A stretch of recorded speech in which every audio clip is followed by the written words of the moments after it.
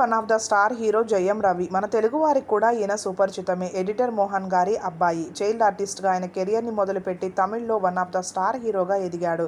తెలుగులో నితిన్ నటించిన జయం మూవీ రీమేక్తో సూపర్ సక్సెస్ని అందుకొని ఆ మూవీ పేరునే తన ఇంటి పేరుగా మార్చేసుకొని జయం రవిగా ఎంతో పాపులారిటీ అయిన ఇతని గురించి న్యూస్ సోషల్ మీడియాలో వైరల్ అవుతుంది. భార్యతో విడాకులు తీసుకోబోతున్నాడు అంటూ. 2009లో ప్రొడ్యూసర్ సుజాత విజయ్ కుమార్ గారి కూతురైన ఆరతిని పెళ్లి చేసుకున్నాడు.